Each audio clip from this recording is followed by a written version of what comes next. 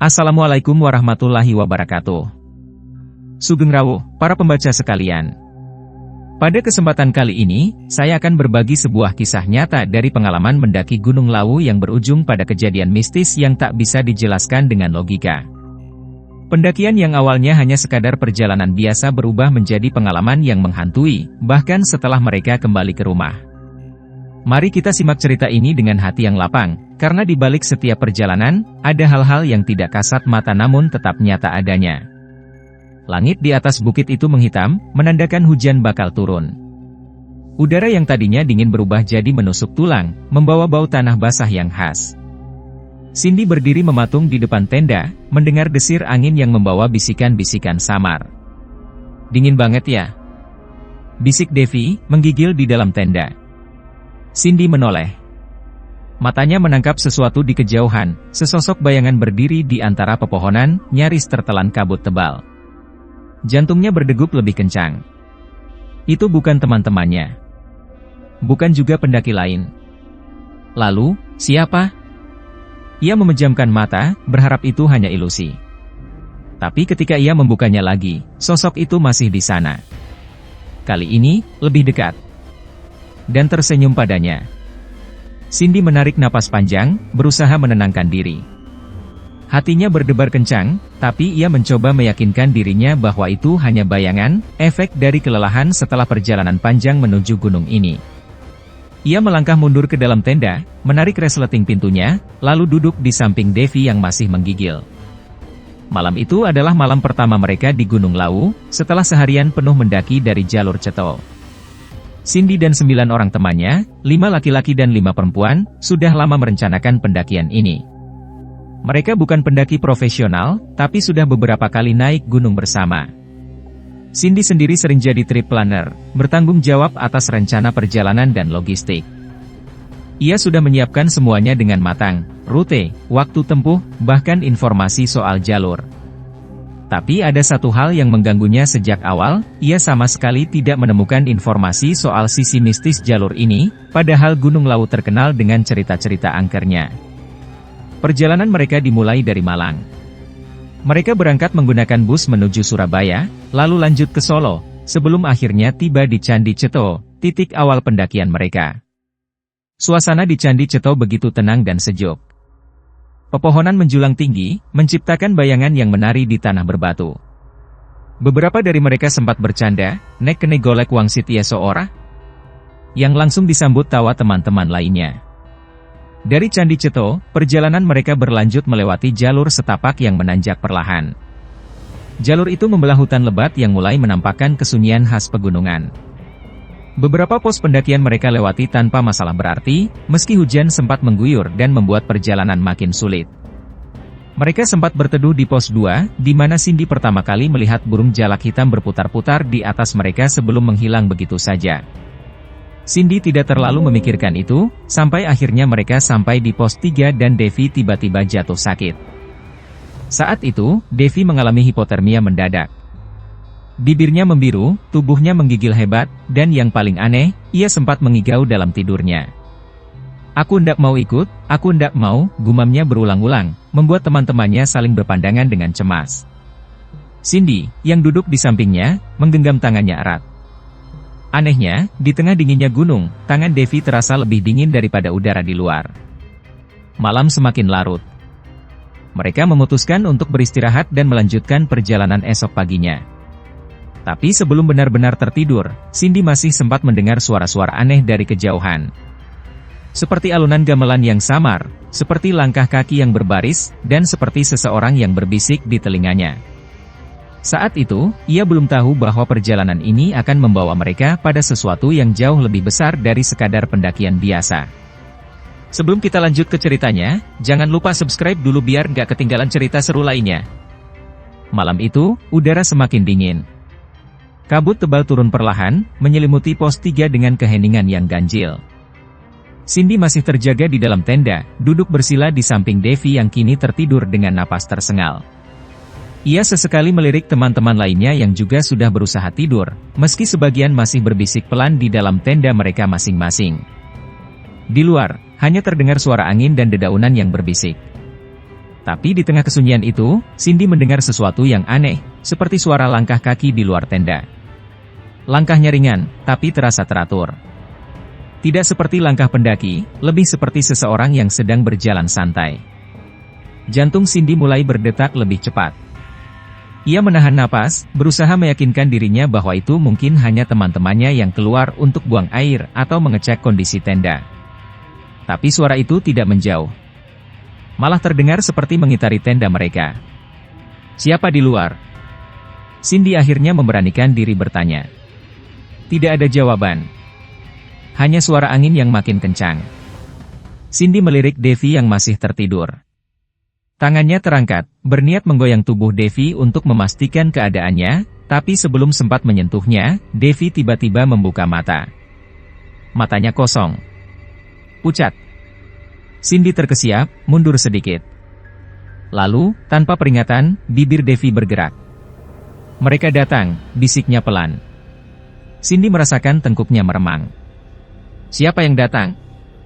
Tanyanya dengan suara serak. Devi tidak menjawab. Ia hanya menatap lurus ke depan, seolah melihat sesuatu di balik dinding tenda.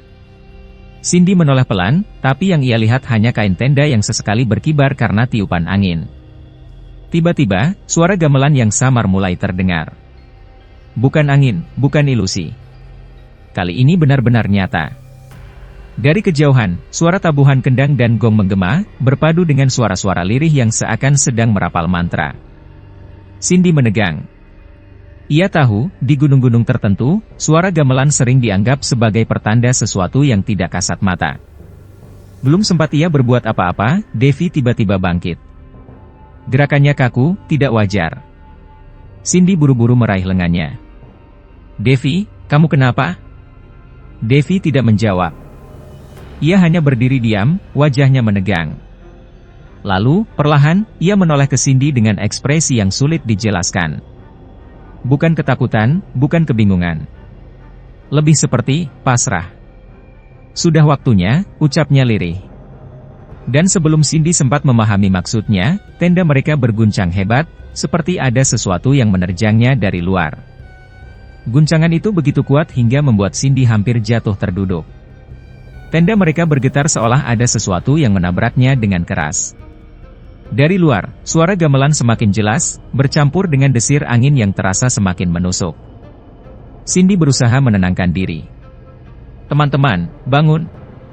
Serunya, berharap ada yang segera siuman.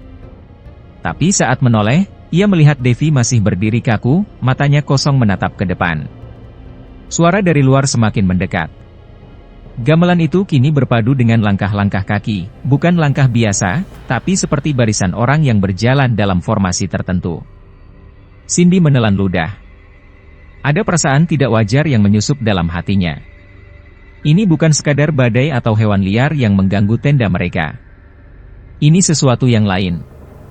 Tiba-tiba, Devi berbisik lagi, suaranya lebih dalam dan berat. Sudah waktunya. Cindy merinding. Ia mengguncang bahu Devi dengan cemas. Devi! Sadar, Devi! Tapi sebelum Cindy sempat melakukan lebih jauh, sesuatu terjadi. Tenda mereka, yang tadi hanya bergetar, kini tersentak dengan hebat, seolah ada tangan besar yang mencengkeram dan mengguncangnya dari luar. Dari celah kain tenda, Cindy melihat bayangan gelap bergerak cepat di luar. Seperti sosok-sosok yang sedang berlari, tapi tidak mengeluarkan suara langkah kaki. Cindy semakin panik. Ia meraih senter dan menyorot keluar tenda. Cahaya menyapu kegelapan, tapi yang terlihat hanyalah kabut pekat yang bergerak aneh, berputar-putar seolah hidup. Tiba-tiba, dari belakang, terdengar suara seseorang memanggil namanya. Cindy. Cindy membalikkan badan dengan cepat. Jantungnya hampir berhenti ketika melihat wajah Devi tepat di hadapannya, tapi ada sesuatu yang janggal. Wajah itu bukan lagi wajah Devi yang ia kenal. Matanya hitam legam, dan bibirnya membentuk senyum tipis yang terasa tidak manusiawi. Cindy tersentak ke belakang, napasnya memburu. Siapa kamu? Devi tidak menjawab. Ia hanya memiringkan kepala sedikit, lalu tertawa kecil, tawa yang terdengar jauh lebih dalam dari suaranya yang biasa. Tiba-tiba, suara dari luar tenda menghilang. Tidak ada lagi gamelan, tidak ada lagi suara langkah kaki. Hening.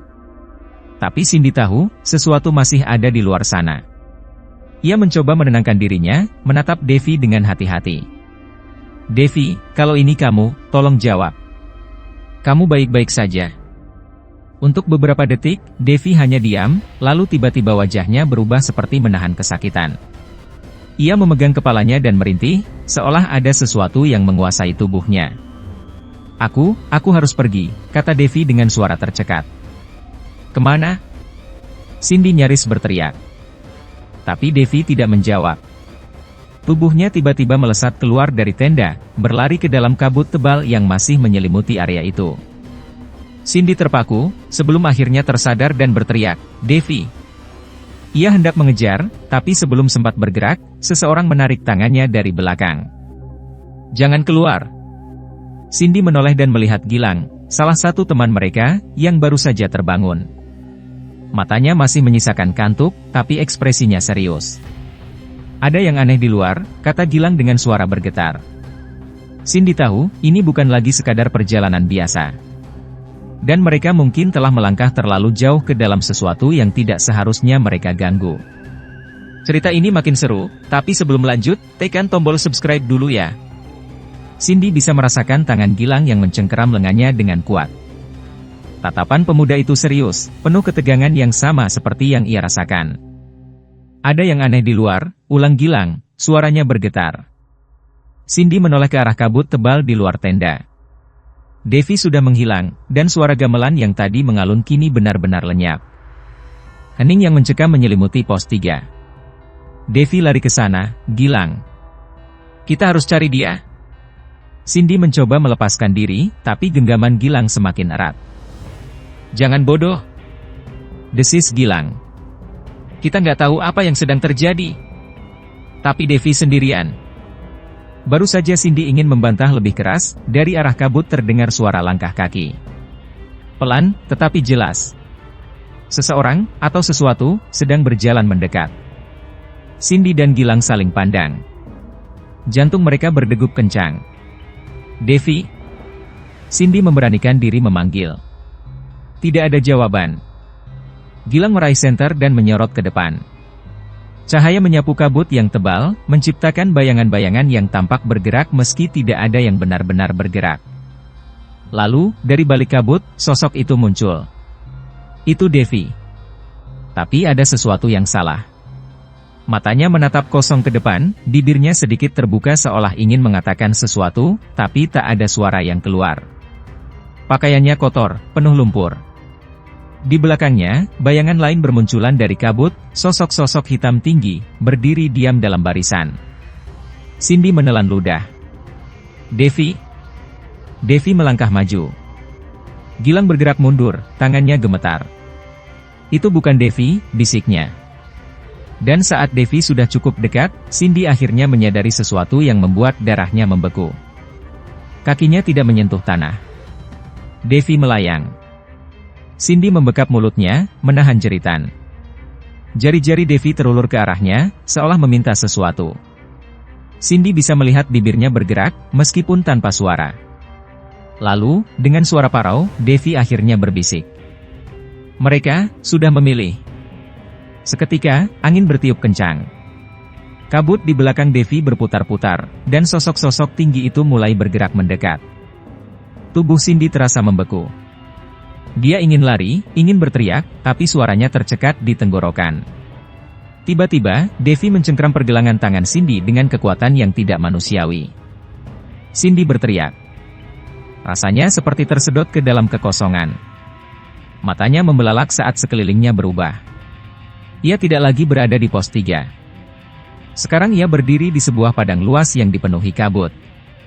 Pohon-pohon pinus menjulang tinggi di kejauhan, dan di hadapannya, berbaris orang-orang dengan pakaian Jawa kuno. Gamelan kembali terdengar, kali ini lebih nyata. Di tengah-tengah barisan itu, seorang pria berdiri tegak. Pakaiannya serba hitam dengan aksen emas di setiap sudutnya. Wajahnya tampan, tapi matanya kosong, tak berjiwa. Ia menatap Cindy dalam-dalam, lalu berbicara. Kamu sudah datang. Cindy menggeleng panik. Aku tidak mau. Aku tidak seharusnya di sini. Pria itu hanya tersenyum tipis. Sudah dipilih. Tidak ada jalan kembali.